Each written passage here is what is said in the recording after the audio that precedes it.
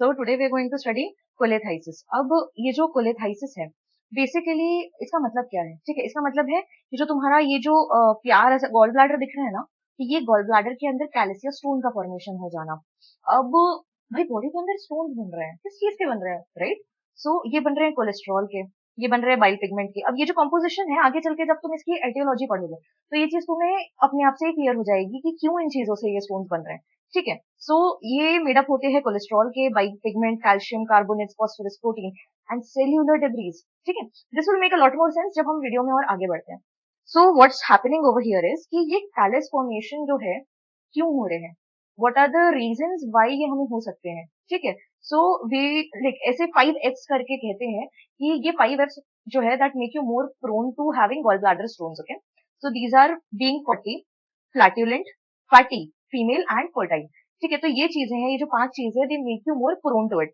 Now एक quick recap करते हैं, कोई चीज क्यों हो रही है, वहां पे जो एबनॉर्मेलिटी है वो पता होने से पहले वी हैव टू नो कि वहां पे नॉर्मली चीजें कैसी हो रही है। ठीक है, उसकी जो एनाट है, फिजियो है, ये कैसी। अब एनाट फिजियो का तो मैं लेक्चर यहाँ पे लूंगी नहीं, तो एक क्विक रिकैप है कि बिलियरी ट्री जो है, इससे इंट्रोडक्शन का, यहाँ से राइट हेपाटिक डक्ट आ रहा है, यहाँ से लेफ्ट हेपाटिक डक्ट आ रहा है। ठीक है, एंड ये मिलके आ रहा है कॉमन हेपाटिक डक्ट में। अब यहाँ से सिस्टिक डक्ट आ रहा है, ये आगे जा रहा है, यहाँ से एम्प्यूल ऑफ वेटर आता है। ठीक है, तो वो याद ही होगा, पेनक्रियास से एम्प्यूल ऑफ वेटर आएगा और ये यहाँ पे आके खुलेगा डियोडनम में। सो यहाँ पे एक बड़ा प्यारा सा मैकेनिज्म होता है। ठीक है, so what happens here is कि यहाँ पे अगर हम हाई फैटी मील लेते हैं, ठीक है, सो ये हाई फैट मील लेने के बाद में क्या होता है कि यहाँ से एक मैकेनिज्म होता है। ठीक है, so what it does is कि that makes our gallbladder to squeeze out excess bile। ठीक है, ये bile secretion करता है। What's the function of bile? Bile का function है fat का emulsification, right? So ये जो bile है then further helps into emulsification of this fat। So ये जो साइकिल है ना, this is the most important thing. Okay, you can not forget it, क्योंकि हर चीज अभी इसके ऊपर बेस्ड आगे चीज चलेगी। ठीक है, तो जब भी हाई फैटी डाइट ले रहे हो, गॉल ब्लैडर स्क्वीज करेगा, जैसे ही स्क्वीज करेगा वो बाइल रिलीज करेगा और वो जाके हमारा जो है इसको फैट को डाइजेस्ट करेगा। कूल। अब यहाँ पे हम देखते हैं कि जो स्टोन्स बन रहे हैं वो बेसिकली 3 टाइप से बन रहे हैं। ठीक है, मेनली 3 टाइप के बनेंगे, कोलेस्टेरॉल के, पिगमेंटेड एंड मिक्स्ड। कौन से? Cholesterol, pigmented and mixed.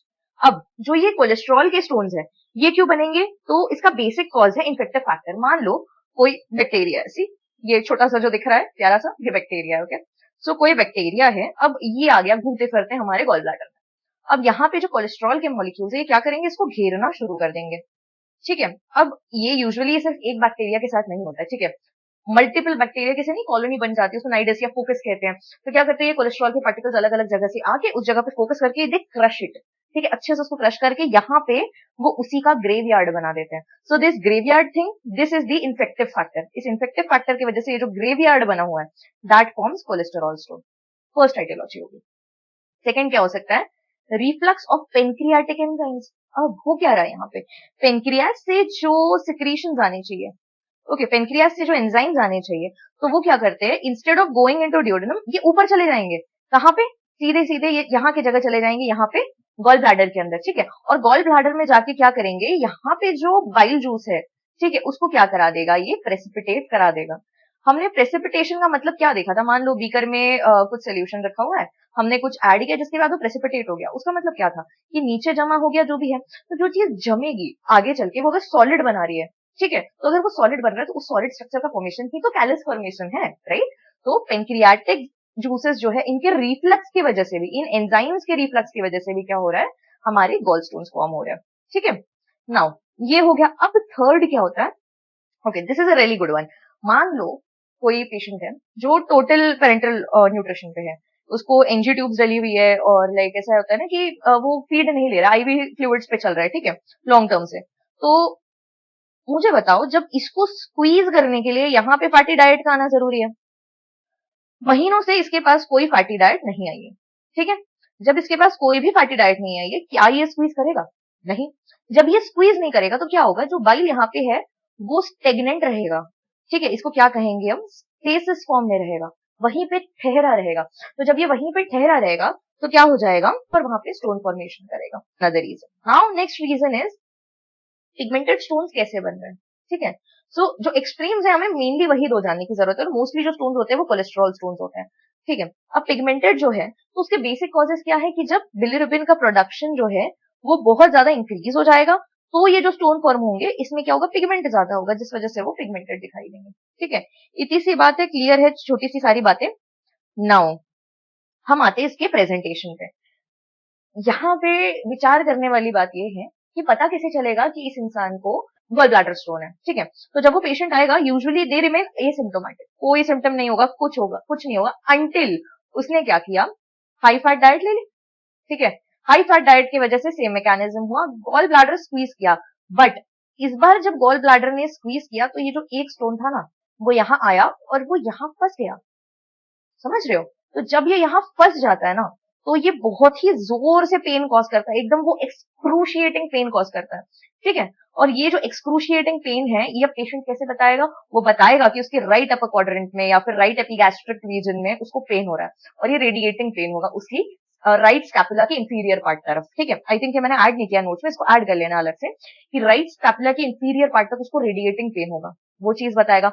ये सिचुएशन को क्या, ये भी नहीं लिखा है मैंने शायद, ये सिचुएशन को कहते हैं बिलियरी कोलिक, ओके। ये सिचुएशन होगी। अब नोट दैट जब ये स्टोन वापस से गिर जाएगा ना, जब ये स्टोन अपनी जगह पे दोबारा से आ जाएगा तो इंसान सिम्टम फ्री हो जाएगा, ठीक है। लेकिन ये जो अभी देखो, जब ये एसिम्प्टोमेटिक है तो भाई ट्रीट क्यों करना है, पड़े रहने दो, ठीक है।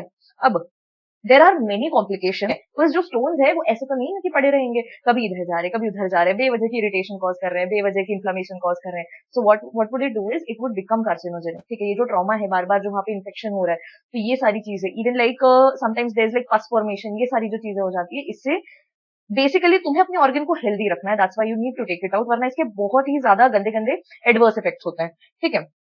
अब देखो इसमें हमको क्या होगा कि एक्यूट कोलेसिस्टाइटिस जो है ये लेकर आएगा। अब हम सबको पता है कि इसमें हमें क्या देखने मिलता है, मर्फीज साइन। नाउ यहाँ पर जो वैसे अगर तुम बीएमएस स्टूडेंट हो और तुम इस डिसीज को पढ़ रहे हो तो इट्स सो श्योर कि मर्फी साइन पूछने के बहुत ज्यादा चांसेस है, या तो एमसीक्यू में या तो फिर 2 नंबर में, या तो फिर बोल देंगे कि इसको समझाते हुए ये समझाओ। अब एक्यूट कोलिंजाइटिस जो है ये लेकर आएगा, इसमें क्या होगा कि इन्फ्लामेशन ही हो रहा है, लेकिन जो एक्स्ट्रा हेपेटिक बिलियरी सिस्टम है जो अपना उसको लेके, ठीक है। तो मान लो यहाँ पे इन्फ्लामेशन हो गया, यहाँ पे हो गया, ठीक है। ऑब्स्ट्रक्टिव जॉन्डिस में क्या हो जाएगा, यही जो महाशय है ये यहाँ आके बैठ जाएंगे, इसकी वजह से क्या करेंगे, ना ये इधर से बाइल आगे जाने देंगे ना ये इधर से बाइल आगे जाने देंगे, ठीक है। तो उस वजह से क्या हो जाएगा कि जॉन्डिस कॉज हो जाएगा। नाउ जो कोलिसिस्टोग्राफी है, ठीक है, ये ओरल की जाती थी, इसको इंट्रावेनसली देके फिर जितनी भी इमेजिंग तुमको करानी है तुम करा लो, ठीक है। Now the most practical one you could do is, अगर तुमको पता चल गया कि हाँ इस पॉइंट पे उसको दर्द होके पीछे रेडिएट उसको हो रहा है, खाने के जस्ट कुछ समय बाद, बिलियरी कोलिक का जो पेन होगा ना खाने के कुछ आवर्स बाद में होगा, हाई फैटी मील है उसके कुछ आवर्स बाद होगा, तुम्हें हिस्ट्री टेकिंग से समझ में आ जाएगा कि हाँ इस तरीके का पेन इसको हो रहा है। तो जब तुम्हें वो चीज समझ में आ चुकी है, go for trans abdominal USG, ठीक है। अब यूएसजी तो एब्डोमिन की सब कराते हैं, ठीक है। तुम्हें क्या ध्यान में रख के करानी है उससे तुम्हारी डायग्नोसिस होगी। सो यूएसजी जो है तुम्हें ट्रांस एब्डोमिनल करानी है, ठीक है। इसके बाद में कुछ और इमेजिंग है जो तुम करा सकते हो, ठीक है, एमआरसीपी ईआरसीपी इनमें से 2 है। अब इसमें से जो ईआरसीपी है ये डायग्नोस्टिक भी हो सकती है, ठीक है, because you are using an endoscope for this, okay. तो ये डायग्नोस्टिक भी होगी तुम्हारी, थेराप्यूटिक भी होगी, ठीक है। डायग्नोस्टिक का अर्थ क्या होता है कि इसमें तुम बस कंफर्मेशन कर रहे हो कि जो मैं सोच रही हूँ या जो मैं सोच रहा हूँ इसको यही है। थेराप्यूटिक मतलब उसका जो कंसर्न है उसको तुम रिजोल्व भी कर दे रहे हो वहां पे। सो उसमें क्या होगा, तुम या तो स्टोन रिमूव कर दोगे, या तो मान लो कि यहाँ पे उसका स्ट्रक्चर है या स्टेनोसिस है कहीं, तो वहां पे तुम क्या कर दोगे, स्टेंट प्लेस कर दोगे, ठीक है। सो ये सारी चीजें हैं जो उसके इन्वेस्टिगेशन में आती। नाउ मैनेजमेंट इसका क्या दे सकते हैं। नाउ मेडिसिनल या ओरल डिसोल्यूशन करने की कोशिश करेंगे, उसका होता है तो ठीक है, नहीं तो फिर नेक्स्ट स्टेज पे जाएंगे, ठीक है। नेक्स्ट स्टेज पे क्या जाएंगे, सर्जिकल इंटरवेंशन करेंगे।